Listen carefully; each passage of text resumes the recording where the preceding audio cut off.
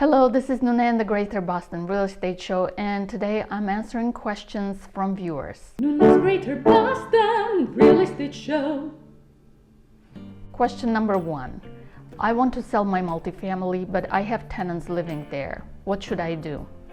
During the coronavirus, people are more nervous about allowing people to come and look at the property, and in some towns it's actually forbidden to do any showings.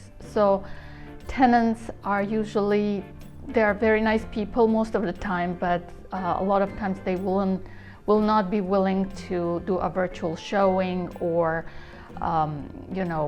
take pictures or help in that way. It's just very inconvenient for them. So I would say let's wait until the lease ends and then sell it as vacant. That's much easier than trying to convince tenants to take pictures or do virtual showing. Here's another very good question.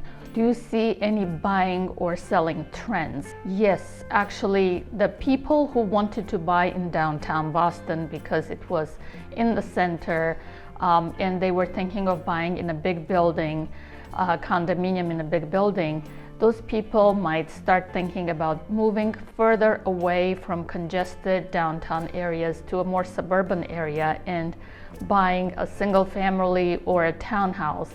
The feeling is that I don't want to touch the doorknob that 30 other families touched. I don't want to touch the elevator knobs because I know so many other people touched it. It just makes people more nervous.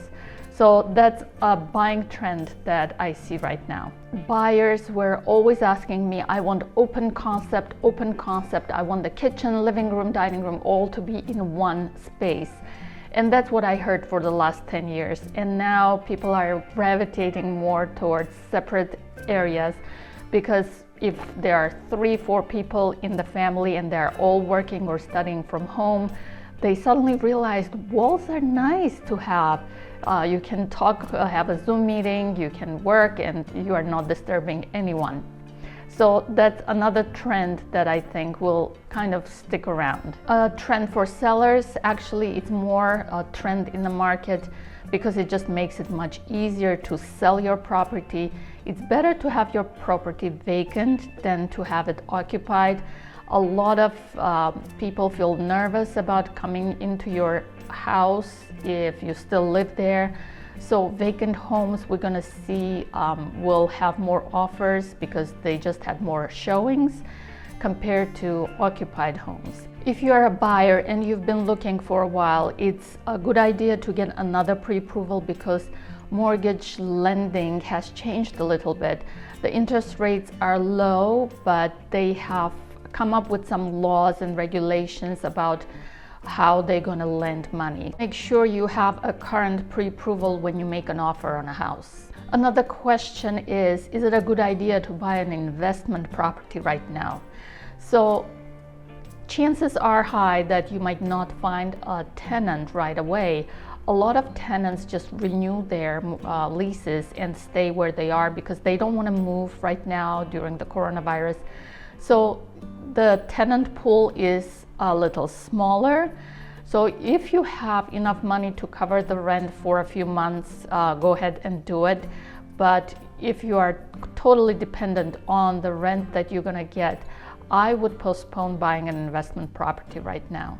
Another great question that I got asked from my viewers is it a good time to buy or sell right now? It seems to be counterintuitive. Everybody is in shelter in place, and yes, real estate is still going, but is it a good idea to do it? If you're a buyer and if you're renting and you will be paying almost the same amount for the mortgage, you can get equity and you can get a tax write-off. Totally, it's worth it. Go and buy your house. If you're a seller and you're thinking this is not good time to sell, look at the inventory. You can see that inventory is very low. So if you have a house to sell and it's vacant, or you were living there and you're going to move to a summer house or an Airbnb, definitely it's worth to sell your house now because you're going to get a good price, low inventory, buyers are out there. Another question for my viewers is, how can I do it safely? As I mentioned, it has to be vacant or unoccupied, and everybody wears masks, gloves. A lot of houses have booties that you have to put on. You go, you don't touch anything, and after you leave, you take your mask out. You know, the regular precautions that everybody is doing anyway, going shopping. The same thing applies to going to view a property. So you can do it safely, and it can be done. Safety is our number one priority, and real estate market has changed in a way that we're doing more virtual showings, we're doing virtual open houses. So you really can get a lot of information before going and seeing it in person, and then the inspection can be done virtually. So the only time that you need to go into the house is maybe the first showing. Just go and look through. The inspection can be done virtually, the appraisal can be done virtually. So the other time would be the final walkthrough and the closing that you have to be present. This is Nune and the Greater Boston Real Estate Show. Please subscribe and like if you'd like to get more information and more updates about the Boston real estate market. Nune's Greater Boston Real Estate Show.